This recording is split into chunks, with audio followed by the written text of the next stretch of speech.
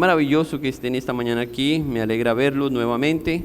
Esta semana fue una semana bella, tuvimos el viernes nuestro primer encuentro de parejas y yo estaba muy emocionado.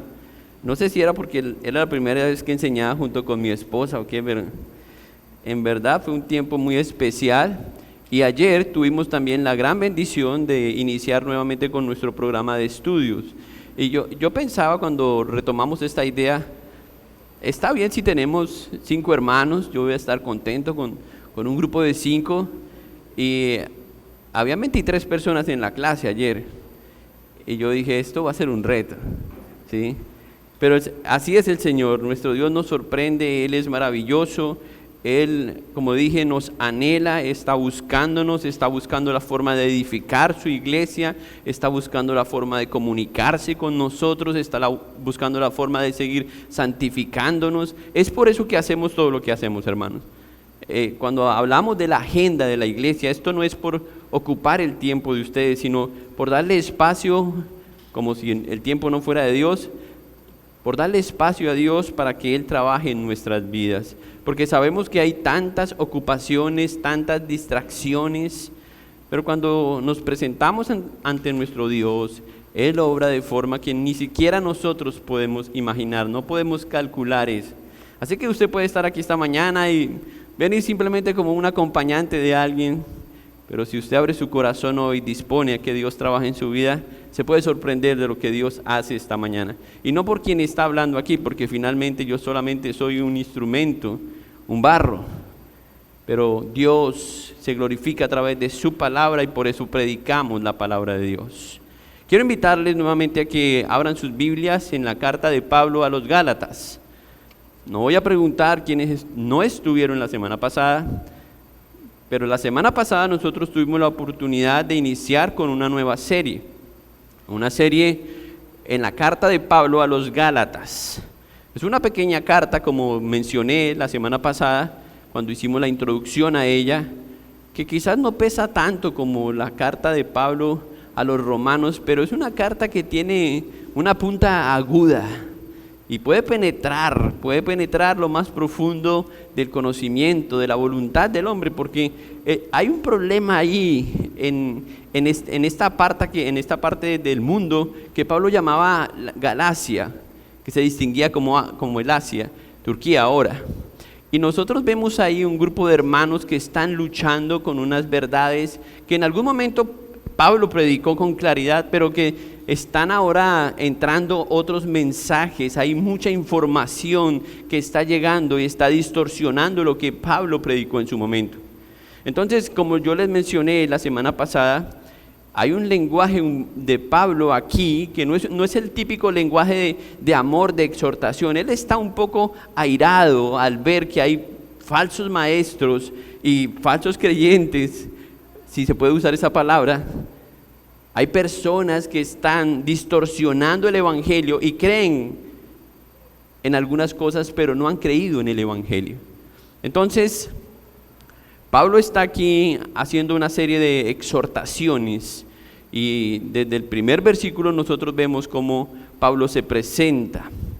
Pablo afirmó en los primeros versículos que estuvimos estudiando la semana pasada, el versículo 1 al versículo 10, su autoridad como apóstol, dejando claro que el mensaje que él predica y la razón por la que él está haciendo defensa del evangelio no es porque él era un hombre importante o porque él era un hombre que tenía algo importante que decir de su propia boca, sino que él había escuchado un mensaje directo de Cristo y que ese mensaje había transformado su propia vida, y en la experiencia de muchos otros el evangelio era la única esperanza que tenía el pueblo judío. Pablo declaró que la obra redentora de Cristo es suficiente para librarlos del presente siglo. ¿Recuerdan ese versículo? Vamos a empezar, algo de contexto para los que no estuvieron la semana pasada ahí. ¿Ya están ahí en Gálatas? Algo de contexto. El versículo 4, por favor miren ese versículo. Yo quise detenerme más aquí, pero hay cosas que vamos a tener que ir desarrollando y Pablo las va a desarrollar. Dice el versículo 4, el cual, hablando del Señor, el cual se dio a sí mismo por nuestros pecados para librarnos del presente siglo malo. Pablo sabía que lo había librado a él de estar frente a Dios, y yo les dije eso, que la salvación, cuando hablamos de la salvación, estamos hablando de que Pablo entendía que había sido librado de estar frente a la ira de Dios por su pecado. Pablo comprendía eso, y que de alguna forma este mensaje era lo único que lo podía librar a las personas de todo lo que en el siglo malo está presente, de todas esas cosas que nos encadenan, que nos tienen atados a este mundo. Y eso era lo que Pablo, era la razón, o es la razón que nosotros vemos en el texto por que Pablo está enojado. Entonces vemos a Pablo aquí dispuesto a defender el evangelio, pero él hace algo que es importante, y es que primero él está hablando acerca de su ministerio, de su vida personal. Sin embargo, Pablo está asombrado por la respuesta de algunos al escuchar que hay un mensaje diferente, y estos están prestando atención. Y ya hablamos un poco de eso, vamos a hablar en unos minutos de cuál era ese mensaje. Pablo estaba preocupado, usemos esa palabra, estaba inquieto porque el judaísmo nuevamente estaba tomando fuerza y estaba haciendo creer a los nuevos creyentes que era necesario cumplir la ley para ser un cristiano. Y Pablo regresa otra vez al mensaje principal. Entonces la meta de Pablo es agradar a Dios, como él termina diciendo en los versículos 10, en versículos 9 y 10, antes que a los hombres, y demostrar que el evangelio no es de origen humano, sino que el evangelio viene directamente de Cristo y que Pablo lo ha recibido, y por eso él hace defensa de este mensaje. Ahora, en los próximos versículos, los que vamos a estar estudiando hoy, versículo 11 al versículo 21, esos 11 versículos, nosotros vamos a ver la experiencia ministerial de Pablo, es decir, cómo el apóstol responde a esa situación, porque ya las personas empiezan a atacar a Pablo y empiezan a cuestionar el ministerio del apóstol Pablo. Entonces vamos a ver la respuesta de Pablo a eso. Pablo empieza a hacer como una mini defensa de su evangelio. Es como una mini biografía de su vida respecto a las amenazas que él ve en su contexto. Entonces eso es lo que va a hacer Pablo en los versículos 11 al versículo 21, si ya están ahí en Gálatas capítulo 1. Eso es lo que vamos a estar estudiando. Él va a demostrar a esos falsos maestros que están entre los cristianos, que lo han cuestionado, que han cuestionado su forma de vivir, su ministerio, que no tiene los créditos para defender el evangelio. Y Pablo va a demostrar que su vida está acreditada por el mismo evangelio. Eso es lo que Pablo, por eso titulé este mensaje, una vida acreditada por el evangelio. Es decir, que el evangelio tiene que hablar en la vida de cada persona. Uno no tendría que hacer una defensa de que uno es cristiano si uno está viviendo el evangelio. ¿Tiene sentido eso? Yo les conté una historia y creo que ya ustedes algunos la saben. Una vez yo estaba saliendo de la iglesia y un hombre estaba entrando. Nosotros estábamos saliendo, como saben, y suele ocurrir, el pastor es casi el último que sale, y viene un hombre entrando a la iglesia. Y yo le digo, ¿para dónde va? Él está borracho y dice, voy para la iglesia. Le dije, ya terminó el culto. No importa, yo voy a adorar a Dios. Yo le dije, no señor, ya terminó el culto. Usted no es de esta iglesia. No, pero soy cristiano. Le dije, yo dudo de que usted sea cristiano. Entonces sacó su billetera y mostró un carnet y dijo, mire, aquí está. Y ahí decía iglesia no sé qué y el nombre del hermano. ¿Se da cuenta que soy cristiano? Y yo le dije, me doy cuenta que no es cristiano. El hombre se enojó conmigo y se fue. Pero a veces, esto es un caso extremo, pero a veces no necesitamos casos extremos para darnos cuenta que una vida no está acreditada por el Evangelio, que una persona no ha entendido el Evangelio. Y a mí me preocupa que en esta serie nosotros vamos a estar hablando de Evangelio, Evangelio, Evangelio, Evangelio, y usted no entiende el Evangelio. ¿Qué es el Evangelio?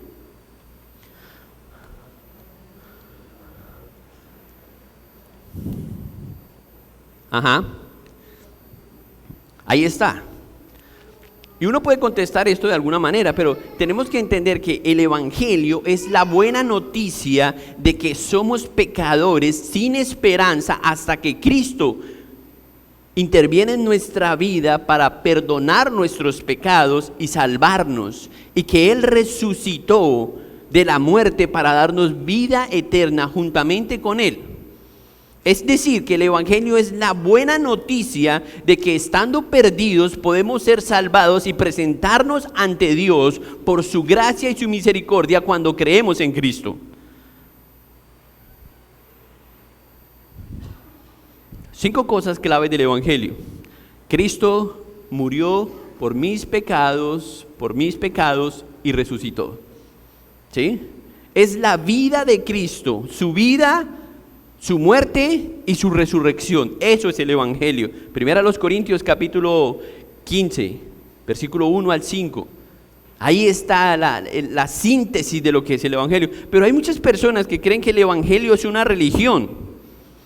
Hay muchas personas que creen que, incluso la gente dice, yo he escuchado cristianos decir esto: imagínense que me dijeron que yo era evangélico. O sea, los cristianos lo dicen como si fuera algo ajeno.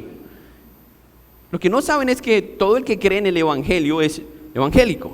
Esos son los evangélicos. Si usted es católico romano y cree en el Evangelio, es un evangélico. ¿Sí? Si creemos lo que dicen los evangelios, pero si creemos en el Evangelio, el mensaje del Evangelio, podemos entonces acreditarnos como hijos de Dios. Y Pablo se presenta aquí entonces y va a hacer su presentación. Y vamos a mirar algunas lecciones de la vida del apóstol Pablo para sacar o para ver la forma en que él respondió a estos ataques de los falsos maestros, cuestionando su ministerio, que nos revelan cómo Pablo es acreditado por el propio Evangelio de Cristo. Amén. Eso es lo que vamos a hacer. Entonces voy a leer el pasaje ahora, y después de leer el pasaje vamos a orar. Y vamos a pedirle al Señor que nos ayude a aplicar eso en nuestra vida, como Pablo lo comunicó aquí. Versículo 11. Os hago saber, hermanos, que el Evangelio anunciado por mí no es según el hombre, pues yo ni lo recibí ni lo aprendí de hombre alguno, sino por revelación de Jesucristo. Porque ya habéis oído acerca de mí, de mi conducta en otro tiempo en el judaísmo, que perseguía sobremanera a la iglesia de Dios y la asolaba. Y en el judaísmo aventajaba a muchos de mis contemporáneos en mi nación, siendo mucho más celoso de las tradiciones de mis padres. Pero cuando agradó a Dios, que me apartó desde el vientre de mi madre y me llamó por su gracia, revelar a su Hijo en mí, para que yo le predicase entre los gentiles, no consulté enseguida con carne y sangre, ni subí a Jerusalén a los que eran apóstoles antes que yo, sino que fui a Arabia y volví de nuevo a Damasco. Después, pasado 3 años, subí a Jerusalén para ver a Pedro y permanecí con él 15 días, pero no vi a ningún otro de los apóstoles sino a Jacobo, el hermano del Señor. En esto que os escribo, he aquí delante de Dios que no miento. Después fui a las regiones de Siria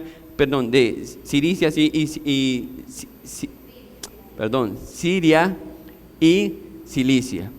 Versículo 22.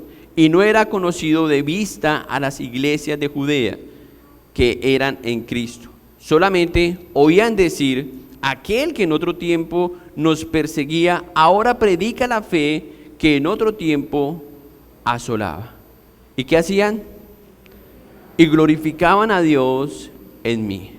Padre, te damos gracias por tu palabra. Cuando Pablo, Señor, estaba viviendo, Señor, esta etapa de su vida, vemos en él el dolor, Señor, por aquellos que habían escuchado el Evangelio, pero no lo estaban viviendo. Vemos en Pablo, Señor, un celo por defender lo que él mismo entendió que lo había transformado, que había cambiado su vida, Señor. Y Padre, hoy queremos pedirte algo similar, que tú abras nuestros ojos espiritualmente, nuestros sentidos, Señor.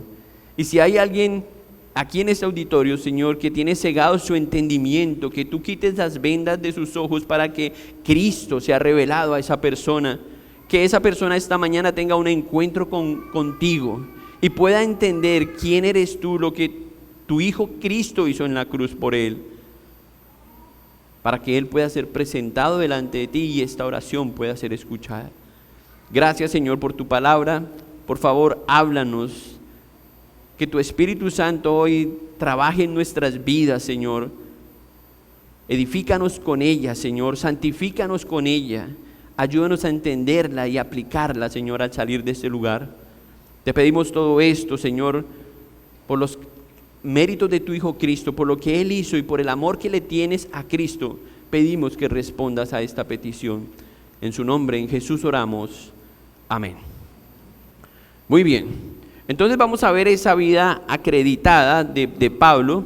Y lo que vamos a estar mirando esta mañana nosotros en este pasaje es el ministerio de Pablo, como ya dije, esa mini biografía, para ver cómo está acreditada esa vida, la vida de Pablo.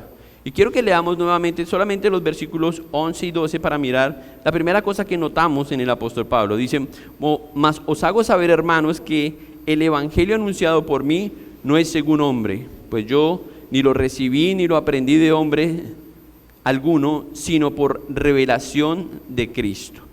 Ese hombre que les mencioné, que estaba entrando a la iglesia borracho, seguramente alguien lo instruyó en lo que él debía hacer para recibir su carneo, para identificarse como cristiano. Pero estoy seguro que Cristo no fue revelado a esa persona, ¿sí? No hay una forma en que un creyente pueda acreditar su vida y sus acciones demuestren lo contrario.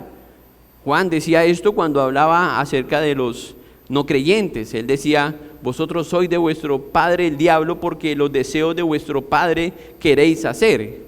Y Jesús dijo, pues su forma de vida, o en sus palabras dijo: por los frutos los conoceréis. Entonces no hay una forma en que el evangelio haya sido sembrado en buena tierra y no haya dado fruto como corresponde.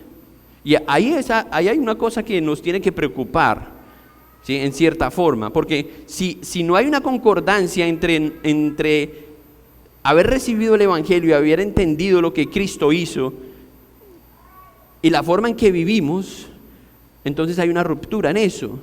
Y eso es lo que Pablo quiere ayudar a entender a aquellos que están dudando acerca de lo que habían oído y de lo que ahora los falsos maestros están vendiendo para alcanzar la salvación, para obtener la salvación. Ellos están regresando otra vez a esas prácticas judías. Entonces, la primera cosa que vemos aquí que acredita la vida de Pablo es, y lo vemos en la vida de Pablo, es que revela, el evangelio revela el origen de su salvación. Esa es la primera cosa que acredita el evangelio en la vida de Pablo, que revela el origen de su salvación. O sea, en realidad, Pablo lo dice ahí, y los llama así hermanos, que el evangelio anunciado, él no lo recibió de ningún apóstol. Ni fue Pedro, ni fue ningún discípulo que lo enseñó. Y no es que Pablo quiera minimizar o quiera subestimar que hay otros hombres comunicando la verdad. No, es que Pablo quiere autenticar su apostolado. Y él tiene en mente su historia, camino a Damasco, cuando el Señor interviene en su camino y lo salva. Porque ese es el momento, el clímax de la salvación de Pablo, cuando él finalmente puede ver a Jesús. Entonces, por eso es que él dice ahí que él no está hablando de cosas que simplemente escuchó de hombres, sino de algo que fue su propia experiencia camino a Damasco, que lo transformó y revela cuál es el origen de esa salvación, cuál es el origen de esa transformación, si lo quieren decir de esa manera. Los judaizantes querían poner en duda no solamente el ministerio de Pablo, el apostolado de él, sino que querían enfatizar nuevamente que el mensaje que ellos habían escuchado le hacía falta algo. Es la forma sutil de penetrar, de ir tergiversando la doctrina. Pero miren lo que dice el versículo 12. El versículo 12 dice: pues yo ni lo recibí, ni lo aprendí. Dos cosas: ni lo recibió, ni lo aprendió de hombre alguno. Nuevamente, si ustedes tienen el tiempo esta tarde, lean ahí en Hechos, capítulo 9, lean la conversión del apóstol Pablo. Es un encuentro directo de él con Jesús. Y en ese momento, cuando el Señor lo tumba del caballo, lo único que Pablo entiende es que está ocurriendo algo sobrenatural. Y él le dice al Señor: Señor, ¿qué quieres? ¿Qué quieres? Pero ya identifica que algo sobrenatural está ocurriendo. Y el Señor inmediatamente lo llama a ser un apóstol. Y Pablo no tenía ni la intención ni la idea, la más remota idea, de que iba a ser un apóstol, o que hoy nosotros íbamos a estar predicando de él. Pero cuando Dios interviene en la vida de una persona, para la salvación de una persona, no solamente tiene el propósito de salvarlo o de darle el cielo, como la gente piensa, ¿sí? Hay un propósito o un doble propósito en la salvación. Obviamente nos salva de la condenación, pero hay un propósito en el plan de Dios. Y en la vida de Pablo vemos que él fue destinado, como él lo menciona varias veces en otras cartas, a los gentiles, a llevar el mensaje a los gentiles. Esa era su tarea. Entonces, todo creyente que ha sido salvado por el Señor, no solamente es que lo está salvando de la ira del pecado, de la ira de Dios por su pecado, o de la condenación en el infierno, sino que además le está dando un propósito nuevo dentro de ese plan que Dios tiene para la eternidad.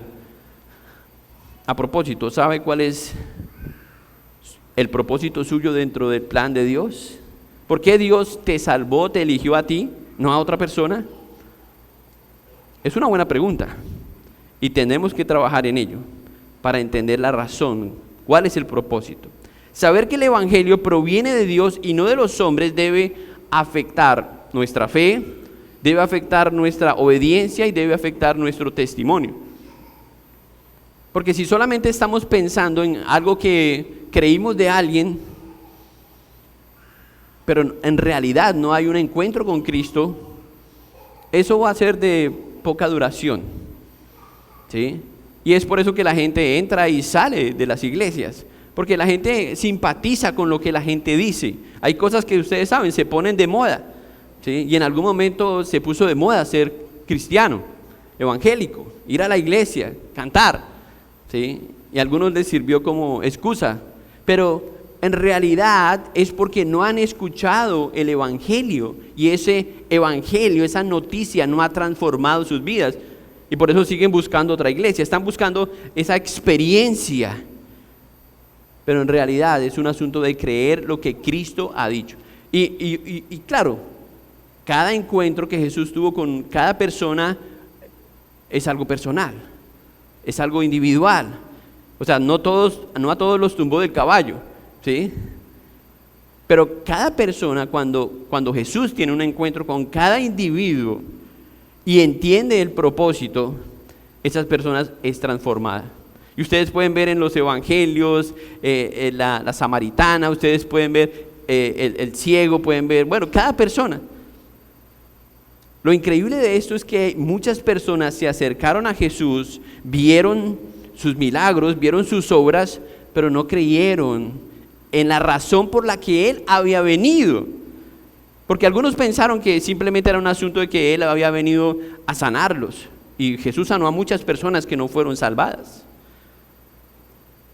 Pero no entendieron que Él era el Hijo de Dios que venía a salvar, a traer la salvación, que Él era el Mesías prometido. Y si no hemos logrado entender, no hemos llegado a ese punto, obviamente estamos hablando de algo que creemos, pero que no tiene las mismas raíces, no tiene la misma fuerza, porque no es un evangelio que hemos creído de Cristo, que Él nos lo ha revelado. Y por ende es posible que no tengamos un testimonio bien acreditado. Usted siente que le falta algo a su fe, y quizás es que no tiene fe, ¿sí? Entonces, cuando entendemos que es un evangelio no de hombres, podemos ver que eso genera mucha confianza a quienes van a escuchar ese evangelio. A mí me encanta porque cuando yo escucho a una persona que cuenta su experiencia, su testimonio de salvación, cada testimonio es algo único, ¿sí? Y ahí uno ve en ese testimonio cuando el Señor hace clic, cuando la persona pasa de muerte a vida. Y no hay versículos, no están saliendo versículos así en todas las direcciones, sino que uno está viendo cómo el evangelio resucitó a esa persona, cómo el evangelio transformó a esa persona. Y obviamente uno ve un pasado y ve un presente diferente. O sea, hay una transformación en medio de eso. Ahora, el problema con los judaizantes, el problema con los falsos maestros, es que a ellos les costaba creer que la salvación iba a venir de esa forma, ¿sí? Un judío de Nazaret viene a salvar al mundo. Ellos estaban en medio de un imperio romano, estaban siendo casi conquistados por el imperio romano, estaban luchando y pensar que un hombre común y corriente venía a salvarlos del imperio romano, eso costaba para ellos. Y claro, a nosotros también nos cuesta pensar que es así, que alguien que murió en la cruz humildemente vino a salvarnos. O sea, si hablamos de algo, no sé, algo extraordinario, que se partió una montaña y salió humo y lava y luces y fuego, y bueno, eso es más fácil creerlo. O sea, es como esperaban los judíos que llegara la salvación, pero no a través de un hombre humilde. Por eso algunos cuestionaron, ¿de Nazaret puede salir algo bueno? Sí, pero era algo que Dios había entretejido desde Génesis, escogiendo el linaje de Jesús para que Él fuese el último rey, quien reina por los siglos. Ese es el plan de Dios. Entonces, aunque ellos estaban luchando con esto, Pablo había dicho en Romanos, ¿recuerdan lo que Pablo había dicho en Romanos 1:16? ¿Alguien recuerda ese versículo? Pablo había dicho que el evangelio es poder de Dios, ¿para qué? Ahora, ¿por qué nosotros no creemos eso? Bueno, no los voy a culpar. ¿Por qué algunos no creen que eso es así?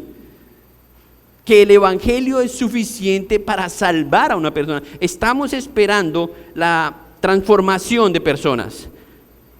Ustedes están seguros, yo creo que algunos de ustedes están orando por la salvación de alguien. El hijo, la esposa, un hermano, la mamá, ¿sí o no? Pero ustedes creen en realidad que es el evangelio lo que los va a salvar. Yo creo incluso que la gente dice, es que yo quiero que él vaya a la iglesia, pastor, yo de verdad. Y sí, ir a la iglesia es bueno, pero hay mucha gente que ha ido a la iglesia por años y no ha sido salvada. O sea, esa es la realidad. Venir a una iglesia no te va a salvar. Es creer en lo que Cristo hizo, creer en el evangelio. Por eso es que Pablo dice ahí en Romanos 1:16 que hay poder en el evangelio. Poder suficiente para salvar a una persona. Ese mensaje de buenas nuevas es suficiente para transformar la vida de una persona. Solamente necesitamos esto, escuchen, creer. ¿Ven lo difícil que es eso? porque el corazón está endurecido y se resiste a creer que quien subió a la cruz y murió en la cruz puede darte una vida eterna y tú puedes tener una relación con el Creador a través de Él. Es que eso es algo sobrenatural. Y solo necesitamos algo, y es creer, fe para creer eso. Ahora, cada persona que ha tenido ese encuentro, como Pablo en Damasco, es testigo de eso y ha acreditado el Evangelio, porque ya ha tenido esa experiencia. Y él sabe que no necesita otra cosa. Que no es eso y guardar los 10 mandamientos, que no es eso ir a la iglesia, que no es eso y diezmar. Todo lo demás es resultado de haber creído en el Evangelio. Pero nosotros invertimos las cosas, vamos detrás de ese cambio haciendo cosas. Y eso es justamente lo que los falsos maestros están diciendo. Ustedes tienen que circuncidarse primero, ustedes tienen que hacer esto, ustedes tienen que guardar las fiestas, ustedes tienen que hacer eso, para alejar la posibilidad de que los que aún no han creído sean salvados a través del poder del Evangelio. Entonces por eso es que Pablo dice, esto no es idea mía ni una idea de ningún hombre, yo no lo inventé, es un mensaje directo, divino de Dios que transforma las vidas, que cuando usted está muerto, un día Cristo va a resucitar nuevamente en gloria a su cuerpo para que usted esté en la presencia de Dios. Eso es algo sorprendente, eso es el Evangelio. Al venir de Dios, ese mensaje le da la autoridad divina y le da al mismo tiempo la capacidad de transformar. ¿Qué más necesitamos entonces? ¿Qué más necesita el cristiano? Lo demás es resultado del Evangelio. Yo no quiero subestimar el hecho de que tenemos que tener disciplinas espirituales, y sí, uno lucha con esas cosas, pero también son cosas naturales. Es decir, si usted no lee, usted sabe que algo le falta, porque eso debe producirse en usted cuando usted es una nueva criatura. Usted necesita alimentarse, ¿sí? Porque usted ya no está muerto, usted está vivo espiritualmente y necesita comer el alimento espiritual. Entonces eso son cosas naturales, aunque cuesten, son cosas naturales que van a venir, y Pablo va a hablar de eso más adelante, porque hay una batalla entre la carne y el espíritu que está presente ahí. Pero lo primero que él deja claro es que si no está el Evangelio claro en tu vida, entonces no hay resultados de eso, no hay una vida acreditada por el Evangelio. Recuerden, si es un mensaje de Dios, imagínese usted recibir eso, un WhatsApp de Dios, y esa noticia viene. No hay forma alguna que sea de un hombre. Es un mensaje divino. Y le da instrucciones precisas a usted de lo que debe hacer para su salvación.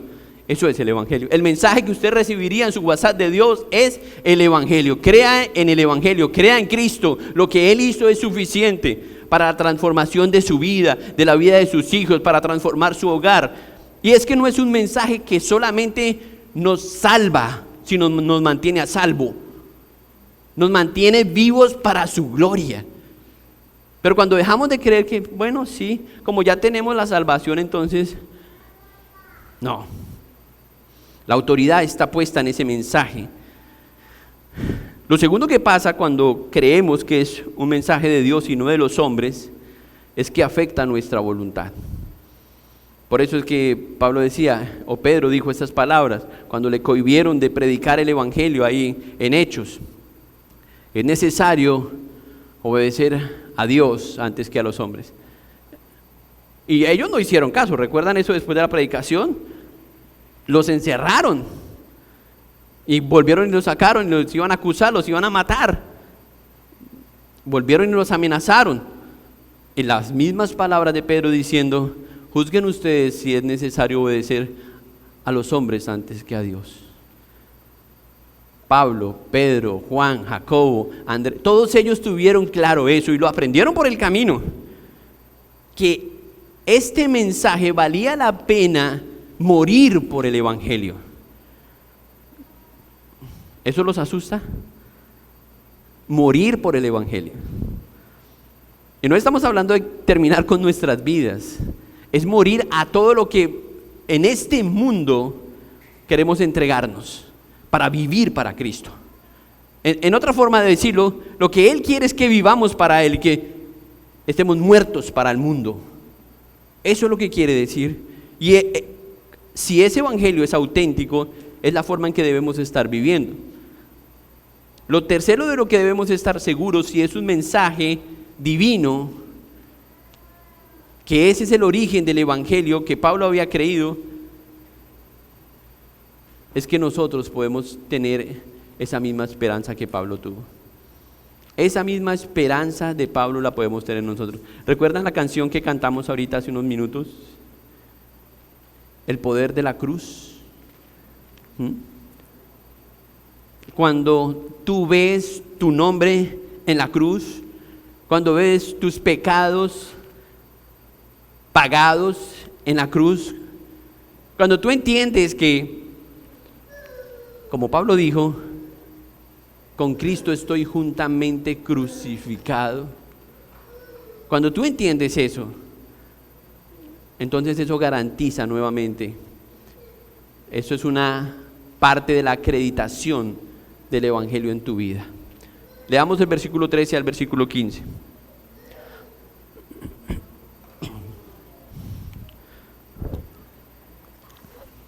Dice Pablo: porque ya habéis oído acerca de mi conducta en otro tiempo en el judaísmo, que perseguía sobremanera a la iglesia de Dios y la asolaba, y en el judaísmo aventajaba a muchos de mis contemporáneos en mi nación, siendo mucho más celoso de las tradiciones de mis padres. Pero cuando, escuchen esto, pero cuando agradó a Dios, que me apartó desde el vientre de mi madre y me llamó, si quieres subrayen eso, y me llamó por su gracia, revelar a su Hijo en mí para que yo le predicase entre los gentiles, no consulté enseguida con carne o sangre. Una vida acreditada por el evangelio transforma la vida. Pablo dice aquí, está transformada por el evangelio. Pablo dice aquí en estos versículos, ¿quién era él? Él dice que era un perseguidor de la iglesia. ¿Sí? Nosotros recordamos eso y nuevamente tenemos que pensar en la lectura de Hechos 9, en la tarea que les dejé. Pero el apóstol da más información sobre su trasfondo, sobre su pasado personal, y dice que pasó a ser de ser un perseguidor de la iglesia a ser un predicador de la iglesia. Como Pedro. Pedro era un pescador de peces, obvio, y Jesús le dijo que ahora vas a ser un pescador de hombres. Cambió el propósito de la vida de cualquier hombre. Cualquier hombre que ha sido objeto de la gracia de Dios por el evangelio, cambia el propósito de su vida. Y yo no estoy diciendo que usted tiene que dejar su profesión, que usted tiene que cambiar las metas que usted tiene para tener éxito en la vida, sino que usted sabe que esas metas ahora tienen que ser los mecanismos para que usted cumpla el propósito de Dios, de que Él sea glorificado a través de su trabajo, a través de su posición, a través de lo que usted hace, a lo que usted se dedica. Ese es el propósito de Dios, por eso Dios lo escogió a usted.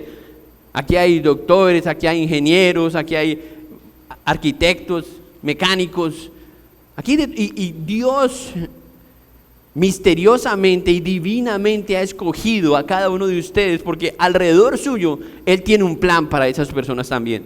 Es que el evangelio no se trata de nosotros simplemente, se trata del plan que Dios tiene para la humanidad, y eso es algo que también nos cuesta entender. Déjeme leer una parte de Hechos, en el capítulo 26, recordando un poco lo que Pablo decía acerca de su vida, de la vida pasada, pero lo voy a leer en la Nueva Traducción Viviente. Hechos 26, versículo 9. Yo solía creer que mi obligación era hacer todo lo posible para oponerme al nombre de Jesús de Nazaret. Mire cómo contrasta eso con lo que él está diciendo ahora en Gálatas, o a los Gálatas. Por cierto, eso fue justo lo que hice en Jerusalén. Oposición. con las autorizaciones de los sacerdotes principales, hice que muchos creyentes de allí fueran enviados a la cárcel. Di mi voto en contra de ellos cuando los condenaban a muerte. ¿Recuerdan a alguien? Esteban. Ahí estaba Pablo, dando su voto, su aprobación para que saquen a Esteban del programa. Muchas veces hice que los castigaran en las sinagogas para que maldijeran a Jesús. Estaban tan violentamente en contra de ellos que los perseguí hasta las ciudades extranjeras. O sea, no era un asunto de que Pablo miraba de lejos este nuevo movimiento, esto que estaba ocurriendo. Pablo estaba dedicado a eso. Se había ensañado, y el hermano lo dijo aquí esta mañana cuando estaba enseñando.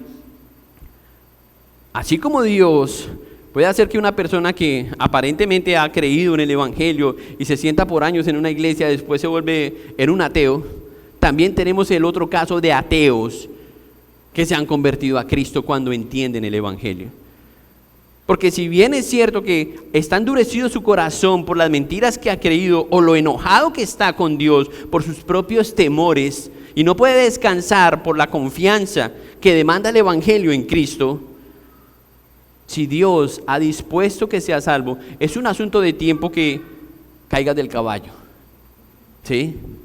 Dios te va a tumbar de tu caballito, tarde o temprano. Y oren porque eso ocurra. ¿Sí? Anhelen eso, porque un encuentro con Cristo es lo más maravilloso que no dejen que esta historia era. Yo en el 2024 inicié yendo a la iglesia hasta el 2028, pero ahora, porque eso es lo que yo escucho, la gente cuenta su testimonio como algo pasado, cuando fueron cristianos. Yo me encontré una vez con un hombre que incluso predicaba, y yo estaba muy emocionado por verlo. Me lo encontré en una buseta en Bogotá, y yo estaba tan emocionado al verlo, porque yo dije, este hombre era el que predicaba allá a las multitudes. Y él me dijo, ¿y tú qué? ¿Qué estás haciendo con tu vida? Le dije, no, voy para el seminario. ¿Todavía tú en eso? Yo dije, ¿cómo así? No, mi hijo, yo ya quemé esa etapa, me dijo. ¿Cuántos hemos escuchado eso? Personas que dicen que creyeron, que fueron. Pero hermanos, si no hay un encuentro con Cristo personal, lamento decirles que esto que ustedes creen es temporal.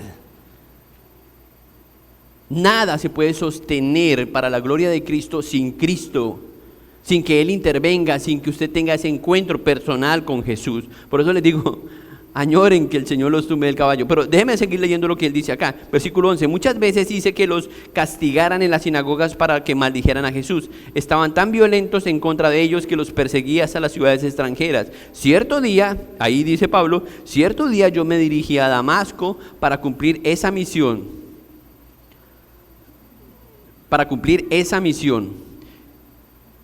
Respaldado por la autoridad y el encargo de los sacerdotes principales. Cerca del mediodía, su majestad, mientras iba de camino, una luz del cielo más intensa que el sol brilló sobre mí. Me encanta eso. Después, por eso Pablo dice en otra carta que esa es la luz del evangelio, el resplendor de la gloria de Dios a través del evangelio. Creo que eso es lo que Pablo dice. Pero dice otra vez, más intensa que el sol, brilló sobre mí y mis compañeros. Otros estaban con Pablo. Todos caímos al suelo y escuché una voz que me decía en arameo, Saulo, Saulo, ¿por qué me persigues? Es inútil que luches contra mi voluntad. ¿Escucharon eso? A ver, levante la mano los que están luchando en contra de la voluntad del Señor. Nadie va a admitir eso. Nadie va a admitir que está luchando en contra del Señor. ¿Sí? Yo soy más fuerte que el Señor. Era lo que Pablo decía. Vamos a acabarlos a todos. Vamos a demostrarles que están equivocados. Ellos están equivocados. Sí, Señor. ¿Por qué me persigues? Es inútil que luches contra mi voluntad. Ya. Paso seguido, quedó ciego. Después entró en un ayuno, 3 días. Después 3 años en discipulado en el desierto. Resultado, un apóstol utilizado por el Señor para escribir más de 13 cartas a las iglesias y mostrar que el evangelio es poder de Dios para salvación. Eso es maravilloso. Por eso no hay otra cosa que debemos creer sino en el evangelio. Y por eso es que el evangelio. Es porque eso es todo, hermanos.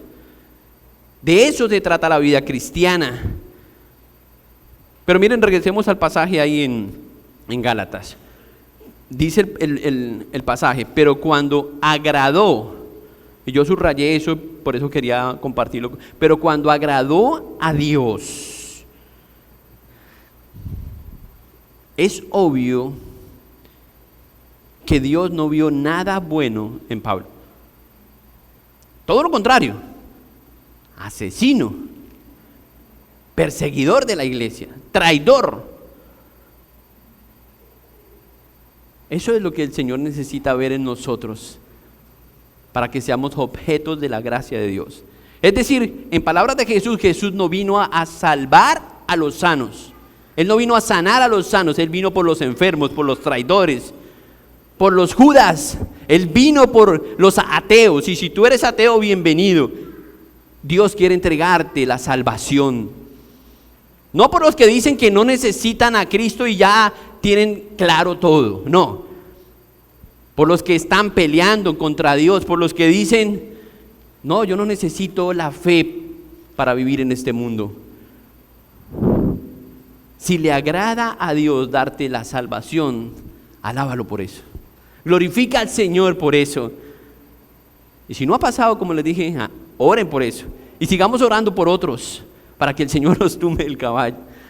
Sigamos orando para ese encuentro, para que Dios, Jesús, intervenga en la vida de ellos. Dios no solo salva para librarnos del infierno, sino que tiene un propósito con cada uno de nosotros y por eso nos hace parte de este plan. Y en el versículo 16 dice cuál era el plan para Pablo. Miren el versículo 16 nuevamente. ¿Qué dice el versículo 16? ¿Cuál era el plan? Para revelar a su Hijo en mí, para que yo que predicase entre los gentiles. ¿Vieron directamente el plan? Ahí está. Ese es el plan. Hermanos, yo sé que lo único que necesitamos es fe. Permítame hacer una pregunta. ¿Qué tan diferente eres hoy después de que entendiste el evangelio? ¿Hay alguna diferencia? Y no estoy hablando de que ahora tengo esto, ahora tengo aquello y antes vivía así. No, hay una diferencia espiritual en su vida, en su relación. Tiene que haber, no solamente tiene que cambiar su relación con Dios, sino que tiene que cambiar su relación con el pecado. ¿Sí? Ahora usted es enemigo del pecado. Usted sigue siendo un pecador, pero ahora a usted le cuesta cuando peca. ¿Sí? Porque usted sabe que está pisoteando la cruz, lo que Cristo hizo. Entonces su relación con Dios cambia, pero su relación con el pecado también debe cambiar. Si ha entendido el evangelio, eso es lo que tiene que ocurrir. Imagínense que usted se encontrara un pedazo de carbón en la calle y alguien le dijera que ese carbón es un diamante. ¿Usted lo creería? Difícil, ¿cierto? Pero si hay aquí algún experto en eso, sabe que algunos carbones se convierten en diamantes. Los mejores diamantes antes fueron carbones. Y hay un proceso de transformación para que sea ese brillo antes, ese esplendor. Y eso es lo que Dios hace. Nos convierte de algo ordinario, de algo que es insignificante, a algo glorioso, algo valioso para Dios. Eso es lo que hace nuestro Dios con el evangelio. Y por eso no deberíamos estar resistiéndonos y pensar, ¿será que sí? ¿Será? ¿Qué vamos a perder acaso que tenemos? Cuando Pablo dice a Timoteo, en su primera carta a Timoteo, él dice estas palabras: habiendo sido yo antes blasfemo y perseguidor e injuriador, mas fui recibido a misericordia. Pablo entendió que él había sido objeto de la gracia de Dios por su misericordia, por misericordia de Dios. ¿Han escuchado el llamado de Dios a sus vidas? ¿Han escuchado a Jesús? Ven, sígueme.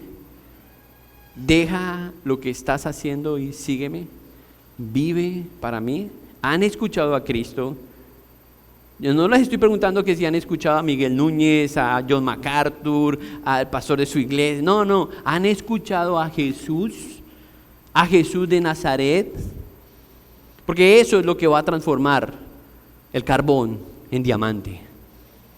Haber escuchado a Cristo y entendido que es una relación personal con Cristo. Versículo 17 al versículo 24. Ni subí a Jerusalén a los que eran apóstoles antes que yo, sino que fui a Arabia.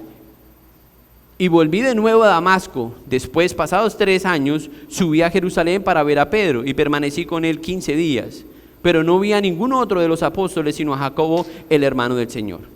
En esto que os escribo, he aquí, delante de Dios que no miento. Después fui a las regiones de Siria y de Cilicia, y no era conocido de vista a las iglesias de Judea que eran en Cristo. Solamente oían decir a aquel que en otro tiempo os perseguía, ahora predica la fe que en otro tiempo asolaba. La última cosa que acredita el evangelio en una persona es que esa persona, el evangelio, produce que la persona que ha recibido el evangelio glorifique a Dios. Una vida acreditada por el evangelio glorifica a Dios. No puede haber otro resultado. Es interesante pensar cómo prepara Dios a sus siervos en esa idea de la tarea, del propósito. Muchas veces, y eso lo vemos también en el Antiguo Testamento, cuando Dios llama a un hombre, así lo hizo con Moisés, lo pasa por el desierto, ¿cierto? O sea, lo sacó de la casa de Faraón y lo pasa por el desierto primero para luego después convertirlo en un siervo. También lo hizo con Abraham, lo pasó por un desierto. Lo hizo con Elías, lo hizo con David. David dice, como el siervo brama por las aguas en el desierto. Y lo hizo con Pablo. Y yo no sé si lo está haciendo contigo. Pablo había salido de ese encuentro con el Señor, y ahora, ¿qué espera Pablo? No, ahora sí las cosas se compusieron, todo va a estar fenomenal. No, ciego, ya les dije, 3 días. Ahora tiene que replantear todo lo que está haciendo. ¿Y ahora qué voy a hacer? Si yo me ganaba la vida así, de esta forma, que entre otras cosas es la razón por la que muchos se resisten a creer, porque creen que Dios no puede resolver eso, que hay una sola forma de hacer las cosas, y si yo dejo esto, yo no sé cómo voy a hacer, porque no es que, pastor, es que yo vendo cerveza, entonces ¿cómo voy a creer en el evangelio? Claro, como es que Dios nos sostiene a todos de la misma forma y a Dios le queda tan difícil sostenerte, entonces sigue vendiendo cerveza o lo que sea a lo que te dediques. Este es un ejemplo, perdonen si toqué algún callo, pero este no es el asunto es que tenemos que confiar en lo que Dios puede hacer, y Dios está valiéndose de todo lo que está a nuestro alrededor para que entendamos el evangelio y luego aceptemos a qué nos ha llamado. Pero si somos necios e insistimos en mantenernos en lo mismo, eso me dijo un joven cristiano que orara por su trabajo porque estaba cansado de trabajar en ese bar. Y yo le dije, claro que voy a orar por ti. Y de verdad es un joven cristiano, ¿sí? Porque a veces hay inmadurez, ¿sí? No entendemos que algunas cosas nos convienen y otras no, que hay cosas sabias y otras no. Pero bueno, continuemos con aquí el versículo 18 dice que después subió a Jerusalén. Imagine todas las preguntas que tenía este pobre hombre para Pedro. Él se había perdido gran parte del ministerio de Jesús, pero Pedro no. Entonces ahora él se va a encontrar con Pedro. Y además, ¿con quién más se encontró? Con el hermano de Jesús. Ay, dos conversaciones que yo quiero llegar al cielo y preguntar, bueno, ¿qué fue lo que ustedes charlaron? ¿Sí? Porque yo no dejo de pensar que todo lo que Pedro comunicó a Pablo, eso fue oro. Eso fue oro para Pablo. Ellos están ahí, Pablo se va a encontrar con él y empieza una conversación entre ellos. Eso no solamente le ayuda a Pablo a tener confianza en que su experiencia no era la experiencia única, sino que cuando encuentra a Pedro y seguramente le cuenta qué pasó en Damasco, Pedro le va a decir, pues imagínate lo que me pasó a mí. Yo estaba ahí cargando pescando y nada que conseguía, nada. Y vino el Señor y botó la red y de pronto no podía ni siquiera cargar los pescados. Y lo más sorprendente es que ya los pescados no me importaban porque Jesús me dijo, sígueme. No, ya estamos del mismo lado. Y ahora con el hermano de Jesús, ven, ¿y cómo era que vivías tú ahí en casa? Cuéntame algo de María, tu mamá, ¿quién era más obediente? Preguntas. Mira, hermanos, no hay una cosa más maravillosa que entender que lo que Cristo ha hecho en nuestra vida debe glorificar el nombre del Señor. Haya sido cual haya sido tu trasfondo, tu pasado, tu presente, hoy vivimos para la gloria de Dios, para la gloria de Cristo, quien nos salvó y nos transformó por su gracia y su voluntad, para que solamente anunciemos el Evangelio. Hay que entenderlo. La vida cristiana se trata de eso. Versículo 20. Pablo pone a Dios como testigo. Dice, no miento. ¿Sí? ¿Por qué Pablo tenía que decir eso? Porque algunos dudaban. Porque él sabe que hay incredulidad. No miento. Dios me es testigo. Y no es que Pablo decía, por chuchito. Porque algunos dicen así, ¿no? Esto es jurar en vano, por si no lo sabían. Es que Pablo dice, Dios me es testigo de lo que Él hizo en mi vida y aprueba mi testimonio porque Él obró en mí. Eso es algo serio y algo maravilloso. Poner a Dios como testigo. Usted puede decir, no, llame a fulano y verá que sí. No, Dios es su testigo. Ni siquiera los hombres que cayeron ahí al lado. Ellos nunca se mencionan, ni siquiera sabemos qué pasó, si se transformaron, fueron creyendo, no tenemos ni idea. Otra pregunta para el cielo. Pero Pablo dice, mi testigo es Dios de mi transformación, de mi cambio, y que ahora soy ministro suyo para su gloria. ¿Eso no es suficiente? Lloren. No miento, dice Pablo, no miento. Después fui a las regiones de Siria y bueno, ahí termina diciendo, nadie me conocía, yo era un don nadie. Pero él está diciendo que ahora es un don nadie, después de recibir a Cristo. ¿Qué? Sí, eso es lo que hace el Señor. Antes gozaba de prestigio, judío de judíos, fariseo de fariseos, erudito, perseguidor de la iglesia. Seguramente tenía dinero, posición, hombre exitoso, acceso a los líderes, a los políticos de la época. Y ahora dice, yo era un don nadie. Nadie me conocía. Lo único que los que me conocían decían de mí, él era un bandido. Eso era lo que sabían de Pablo.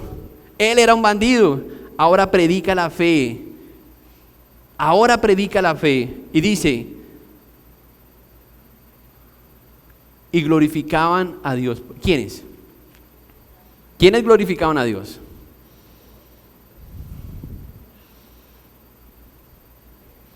Mire, si tú eres consciente de que el Señor ha salvado a tu esposa, glorifica a Dios por la salvación de tu esposa. Si tú eres consciente que Dios ha salvado a tus hijos, glorifica a Dios por la salvación de tus hijos. Si tú eres consciente que el Señor está glorificando la iglesia, glorifica a Dios por ello. Yo lo glorifico al Señor por ustedes. Que el Señor sea glorificado por lo que Él está haciendo, porque todo es para su gloria. No es para simplemente mostrar ahora quiénes somos, sino todo se trata de Él, por Él y para Él. Ese es el testimonio de conversión. No eres tú, no se trata de ti, se trata de Cristo. ¿Qué dices a la gente qué dice la gente de ti cuando escuchan tu testimonio? Increíble, hermano. Uy, tú eres impresionante. Porque yo he escuchado testimonios donde la gente dice todo menos Cristo, o sea, y uno se queda esperando y, no, es que yo antes fui, hice y deshice y de luego viajé y para allá y ahora soy diferente. ¿Y qué? O sea, cambió, sí, cambió. Ya no se dedica a eso, sino que se dedica a eso. Pero ¿y Cristo? O sea, el hecho de que haya un cambio de forma, pero no de fondo, no implica que tú hayas entendido el Evangelio. Porque tú puedes entender moralmente que ya no se debe vender cerveza. Tú puedes entender moralmente algunas cosas, pero si no has entendido el Evangelio, no puedes vivir para la gloria del Señor. No puedes glorificar al Señor. Ese es el punto. Pero ese mensaje lo puede entender un joven, un niño, un adolescente. Podemos vivir para la gloria del Señor. Termino con esta pregunta: ¿has creído en el Evangelio verdadero? ¿O sigues creyendo en las doctrinas erróneas de los hombres o en tus propias mentiras? Es una respuesta entre tú y Dios. ¿Has experimentado el poder transformador del Evangelio en tu vida? No te resistas. Deja que Dios siga trabajando en ti. Pablo dice: el que empezó la buena obra en nosotros es fiel para terminarla. Él sigue trabajando en nosotros. El Evangelio es lo único que nos puede transformar. Dile al Señor: Señor, ven, búscame, háblame, revélate a mí. Señor, te damos gracias esta mañana por tu palabra.